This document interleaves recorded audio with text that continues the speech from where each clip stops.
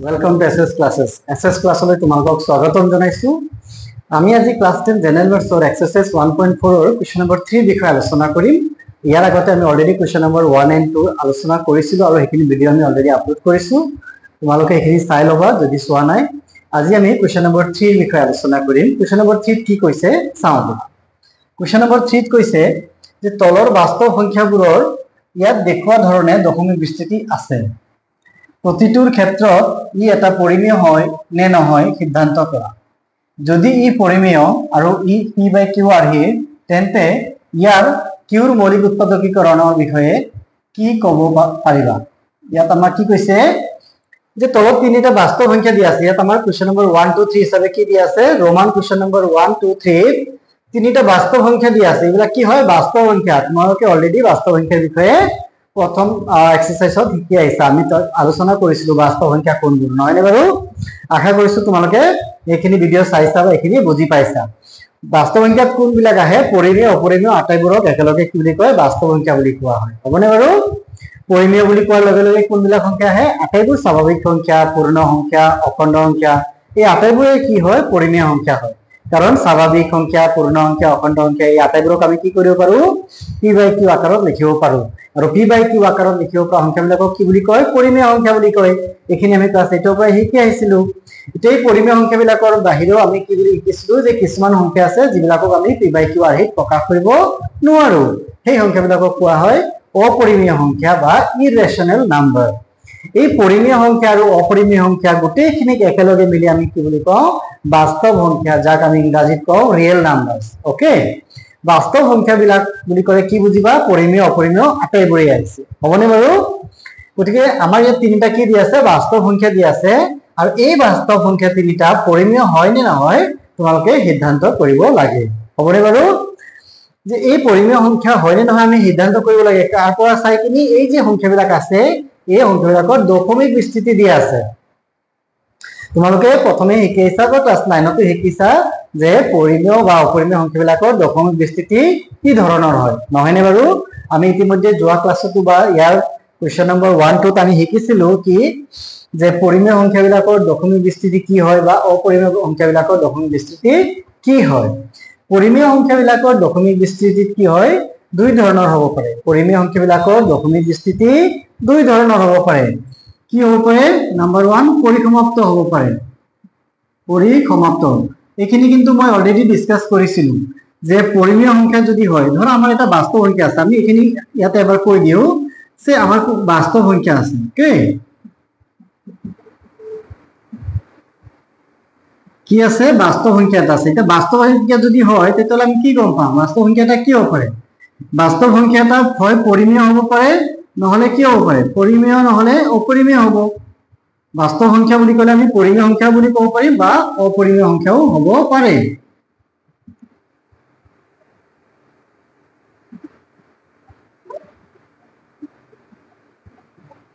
বাস্তৱ সংখ্যা কোনবোৰ হয় যিবিলাক পৰিমেয় সংখ্যা আৰু অপৰিমেয় সংখ্যা দুয়োটাই হয় সেইখিনিকে আমি বাস্তৱ সংখ্যা কওঁ। পৰিমেয় সংখ্যাও হ'ব পাৰে অপৰিমেয় সংখ্যাও হ'ব পাৰে। গোটেইখিনিকে আমি কি বুলি কওঁ বাস্তৱ সংখ্যা বুলি কওঁ। এতিয়া বাস্তৱ সংখ্যাবিলাক কি হ'ব পাৰে পৰিমেয় হ'ব পাৰে বা অপৰিমেয় হ'ব পাৰে। যদি পৰিমেয় হয় তেন্তে তাৰ দশমিক বিস্তৃতি কি হ'ব পৰিমেয় যদি হয় তেন্তে তাৰ দশমিক বিস্তৃতি পৰিমেয় যদি হয় তাৰ দশমিক বিস্তৃতি কি ধৰণৰ হ'ব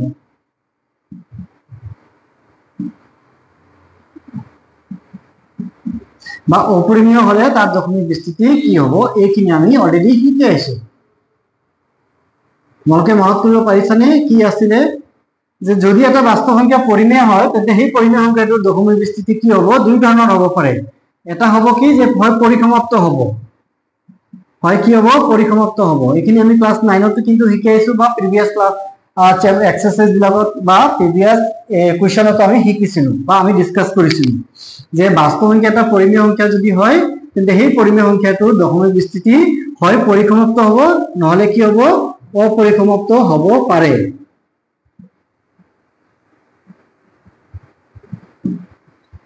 পৰিসমাপ্ত হ'ব নহলে অপৰিসমাপ্ত হ'ব। যদি পৰিসমাপ্ত হয় তেন্তে আমি ডাইৰেক্ট ক'ব পাৰিম যে এই পৰিমেয় সংখ্যাটো বাস্তৱ সংখ্যাটো পৰিমেয় হয়। যদি এটা সংখ্যাৰ বাস্তৱ সংখ্যাটাৰ দশমিক বিস্তৃতি যদি কি হয় পৰিসমাপ্ত হয় তেন্তে আমি কম যে এই বাস্তৱ সংখ্যাটো কি হয় পৰিমেয় সংখ্যা হয়। যদি বাস্তৱ সংখ্যা এটাৰ দশমিক বিস্তৃতি অপৰিসমাপ্ত হয় তেন্তে তাত কি আহিব লাগিব অপৰিসমাপ্ত আৰু যদি পৌনঃপুনিক হয়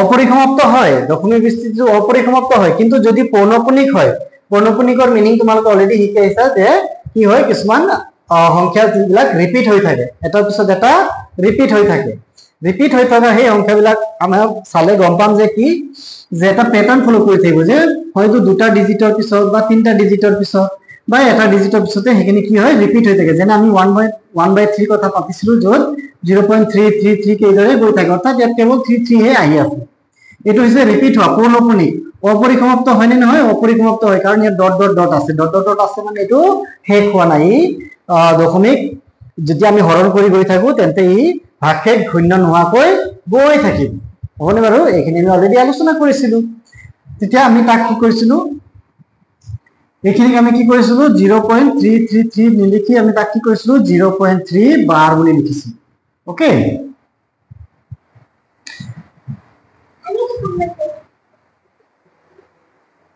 অপৰিসমাপ্ত আৰু যদি পৌনঃপুনিক হয় তেন্তে অপৰিসমাপ্ত পৌনঃপুনিক হলে আমি কি কম তাক বাস্তৱ সংখ্যাটো পৰিমেয় বুলি কম হবনে বাৰু আৰু যদি বাস্তৱ সংখ্যাটা অপৰিমেয় হবলগীয়া হয় তেন্তে তাৰ দশমিক বিস্তৃতি কি হ'ব লাগিব অপৰিসমাপ্ত হ'ব লাগিব অপৰিসমাপ্ত হ'ব আৰু ইয়াতো পৌনঃপুনিক আছিলে যদি পৌনঃপুনিক হয় তো পৰিমেয় হয় তাৰমানে ইয়াত আৰু কি হ'ব লাগিব অপৌনঃপুনিকো হ'ব লাগিব অপৌনঃপুনিক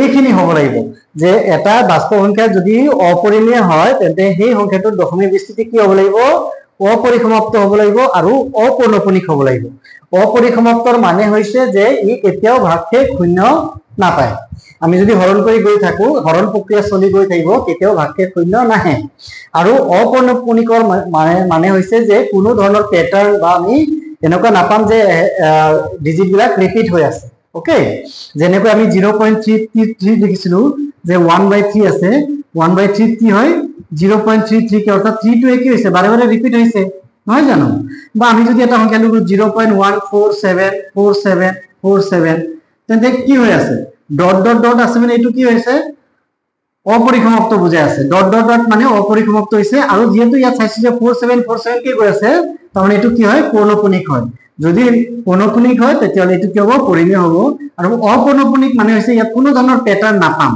সে এটা সংখ্যা আছে 1.10200412000 then 2134 dot dot dot ইয়াত কোনো ধৰণৰ আমি প্যাটাৰ্ন পাইছো নে কোনো ধৰণৰ আমি প্যাটাৰ্ন পোৱা নাই আৰু এটো অপৰিসমাপ্ত হৈ আছে যদি এনেকুৱা ধৰণৰ সংখ্যা হয় তেতিয়া এই বাস্তৱ সংখ্যাটো কি হ'ব এটা অপৰিমেয় সংখ্যা হ'ব আৰু যদি পৰিমেয় হয় তেন্তে তাত দুটা কন্ডিশন আহিব কি আহিব যে হয় ই পরিসমাপ্ত হ'ব লাগিব যদি পৰিমেয় সংখ্যা হয় বাস্তৱ সংখ্যা এটাৰ দশমিক বিস্তৃতি যদি পৰিসমাপ্ত হয় তেন্তে সেই বাস্তৱ সংখ্যাটো এটা পৰিমেয় সংখ্যা হ'ব আৰু পৰিসমাপ্তৰ মানে হৈছে ভাগশেষ শূন্য হ'ব ওকে ভাগশেষ শূন্য মানে দশমিকৰ পিছত কি হ'ব সে 25263 ইয়াৰ দশমিকৰ পিছত কি আছে ডট ডট ডট নাই তাৰমানে দশমিকৰ পিছত কি হৈছে সীমিত সংখ্যক সংখ্যা আছে সীমিত সংখ্যক সংখ্যা থাকাৰ কাৰণে আমি কি ক'ব পাৰো যে এটা পৰ্যায় এনেকুৱা আহিছিলে য'ত ভাগশেষ শূন্য আহিছিলে ভাগশেষ শূন্য অহাৰ কাৰণে কি হ'ল ই পৰিসমাপ্ত হ'ল ওকে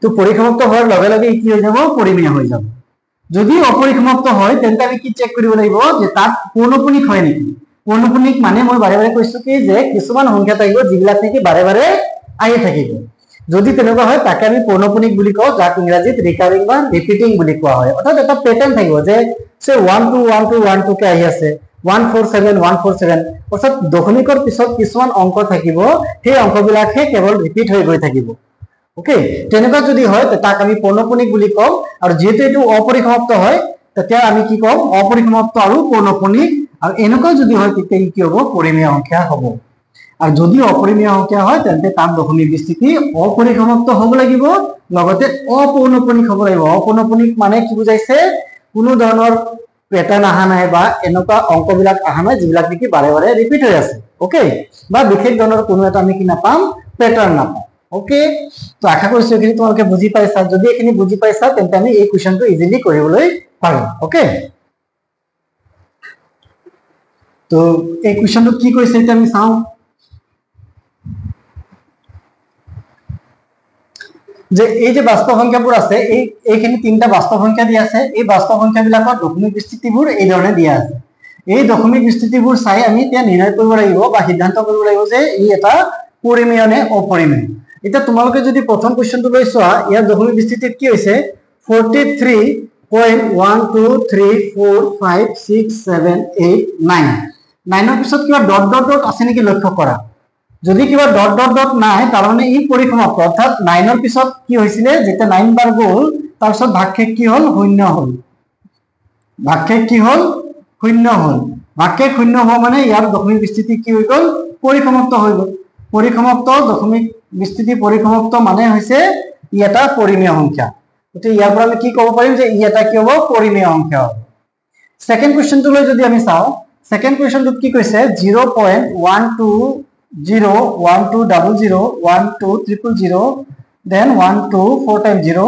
এনেকা ডট ডট ডট গৈ আছে তো আমি প্ৰথমে ক'ত লক্ষ্য কৰিম যে পিছফালে ডট ডট ডট দিয়া আছে নেকি যদি পিছফালে ডট ডট ডট দিয়া আছে তাৰ মানে বুজাইছে ই অপৰিসমাপ্ত এই ডট ডটে কি বুজাইছে অপৰিসমাপ্ত বুজাইছে অপৰিসমাপ্ত বুজাইছে যদি অপৰিসমাপ্ত হয় তেন্তে আমি তাৰ পিছত লক্ষ্য কৰিব লাগিব যে কিছুমান ডিজিটৰ ওপৰত এনেকা বাৰ চিন দিয়া আছে নেকি যদি বাৰ চিন দিয়া আছে তেন্তে আমি গম পাম যে এইটো পৌনঃপুনিক হয় পৌনঃপুনিক অংকবিলাকক আমি কি কৰো তাৰ ওপৰত বাৰ চিন দি দিম যিবিলাক অংকৰ ওপৰত বাৰ চিন আছে তাৰমানে সেই অংকবিলাকে কি আছে বাৰে বাৰে ৰিপিট হৈ আছে এইখিনি কথা তোমালোকে অলৰেডি ক্লাস 9 ৰ পৰা শিকি আহিছা তো আমি ইয়াত যদি চাওঁ এই সংখ্যাটো যেহেতু ডট ডট ডট আছে ইয়াৰ পৰা আমি গম পালো যে এটা এটা অপৰিসমাপ্ত হয় এটা ইয়াৰ দশমিক বিস্তৃতি যদি অপৰিসমাপ্ত হয় তেন্তে আমি এটাও দেখি পাইছো যে ইয়াত কোনো বাৰ চিন আহা নাই এনেকুৱা অংক কোনো নাই য'ত বাৰ চিন আহিছে বাৰ চিন আহা নাই মানে এটো অপৌনঃপুনিক অপৌনঃপুনিক মানে ইয়াত কোনো ধৰণৰ প্যাটাৰ্ন বা ৰিপিটেশন আহা নাই ওকে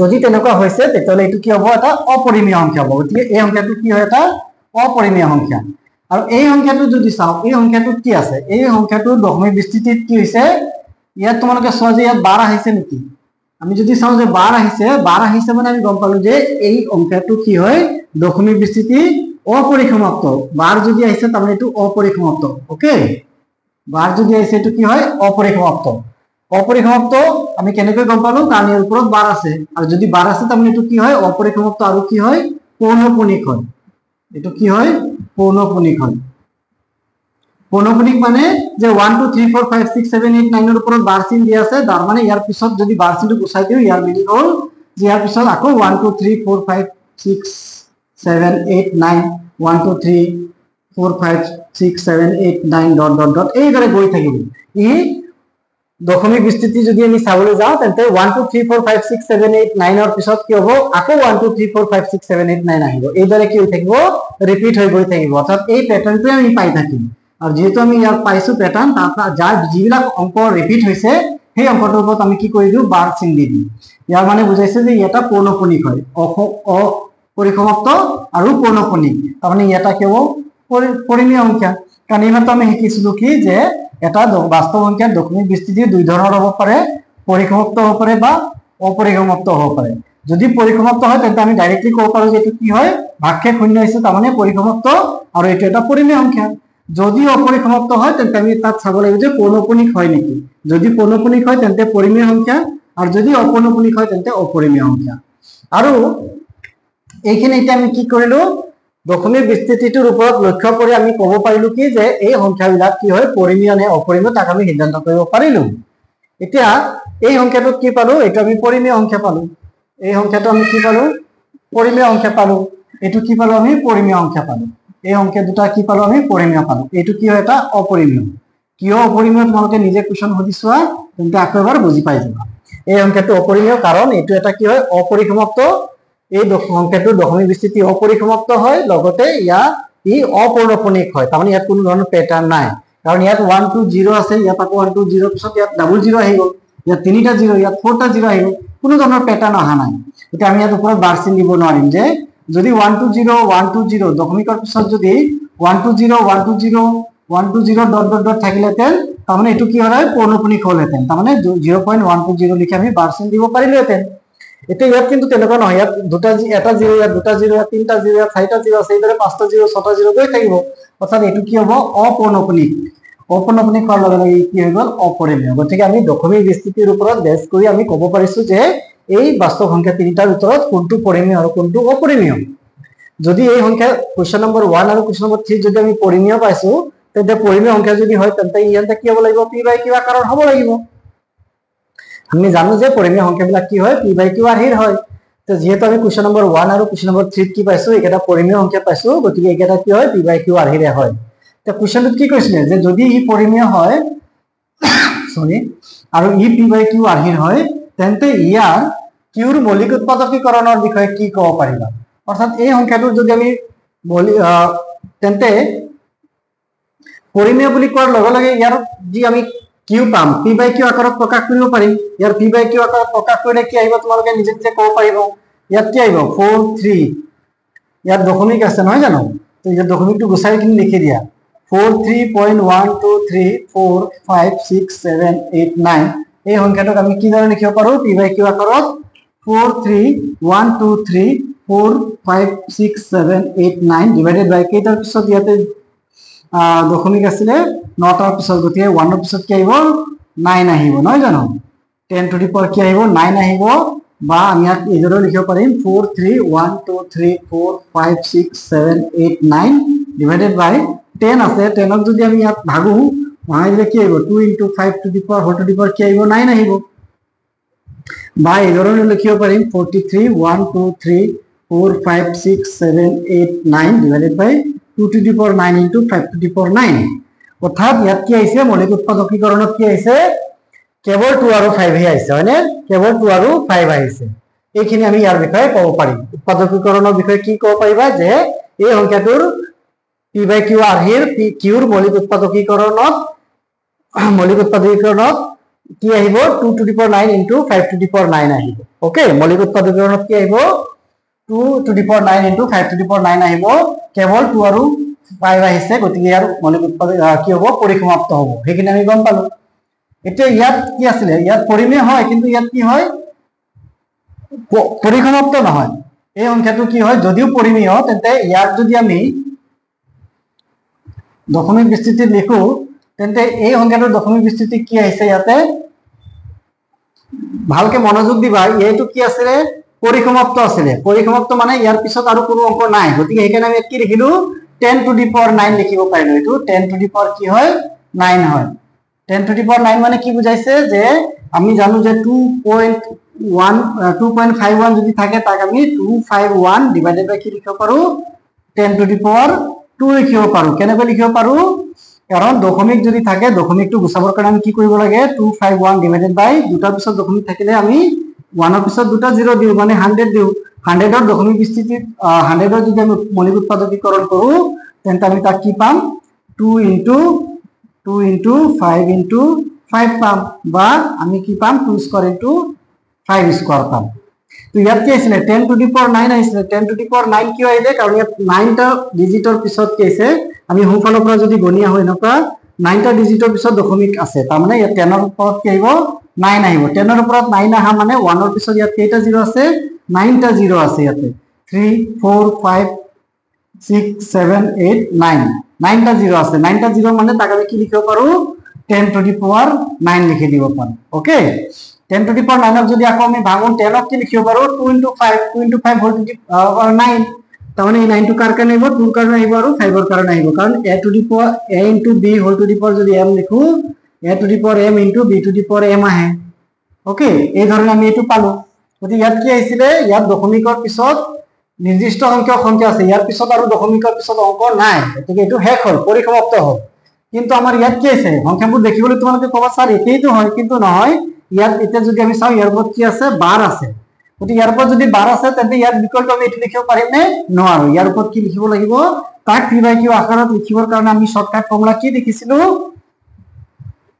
যে কেইটাৰ ওপৰত 12 আহিছে? ইয়াত আমি চাওঁ 9টা ডিজিটৰ ওপৰত 12 আহিছে। 1 2 3 4 5 6 7 8 9। তেন্তে হিমান ইয়াত কি আহিব? হিমানটা 9 আহিব। ইয়াত কি আহিব? 9টা 9 আহিব। 4 5 6 7 8 9। আৰু কেইটা 0 আহিব? যে দশমিকৰ পিছত কিবা সংখ্যা আছে নেকি যাৰ ওপৰত বাৰ অহা নাই তেনেকুৱা যদি ইয়াতো একো নাই গতিকে ইমানটোৱে আহিব বাকি সংখ্যাটো কি আহিব 4 3 1 2 3 4 5 6 7 8 9 মাইনাস কাৰ ওপৰত বাৰ নাই এটো 43 তাক মাইনাস কৰি দিব লাগিব মাইনাস কৰি যিমান পাম আমি সেই সংখ্যাটো ইয়াতে p বাই q আকাৰত পাম ইয়াত আমি কি পাম ইয়াৰ পৰা যদি মাইনাস কৰি দিও 9 ৰ পৰা 3 গল 6 হল এটাৰ পৰা 4 পালো ইয়াত আমি 4 3 1 2 3 4 5 6 7 4 6 7 4 6 divided by কি পাম 9 to the power 9 পাম 9 to the power 9 9 ক আমি কি লিখিব পাৰো 9 to the power 9 মানে হৈছে 3 square whole to the power 9 that means 3 to the power কিমান আহিব 18 মানে আমি ইয়াত কি লিখিব পাৰো 4 3 1 2 3 4 5 6 7 4 6 divided by 3 to the power 18 ইয়াত 2 আৰু 5 ৰ বাহিৰত কি আহিছে 2 আৰু 5 আহা নাই ইয়াত কি আহিছে 3 to the power 18 আহিছে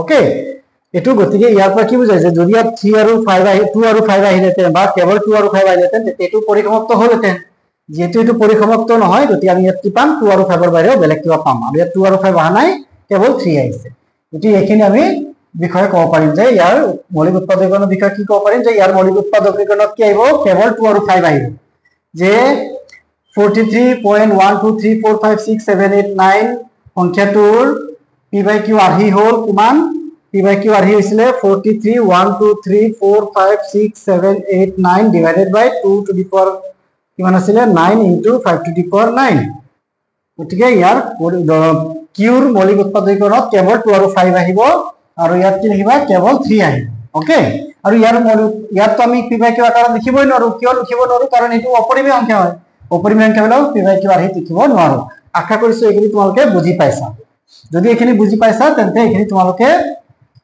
নোট কৰি লবা ভালকে লিখাখিনি একেই ওকে এইমাত্ৰ মই যে লিখিলো এইমতে ইয়াত তোমালোকে কথাবিলাক লিখিব লাগিব ওকে যে 43.123456789 সংখ্যাটোৰ p by q আহি হল কিমান 43.123456789 divided by 2 to the power 9 into 5 to the power 9 okay বা ইয়াৰ p by q ৰ মৌলিক উৎপাদকীকৰণত কি আহিব কেৱল 2 আৰু 5 আহিব আৰু ইয়াত লিখিবা ইয়াৰ মৌলিক উৎপাদকীকৰণত 2 আৰু 3 আহিব কেৱল 3 আহিব ওকে কাৰণ ইয়াৰ মৌলিক উৎপাদকীকৰণ আমি উলাই চালো এইমাত্ৰ সেই যে আমি পালো 9 to the power 9 তাৰ ওপৰত বেছ কৰি আমি এটো লিখিব পাৰো আশা কৰিছো এখিনি তোমালোকে বুজি পাইছা থ্যাংক ইউ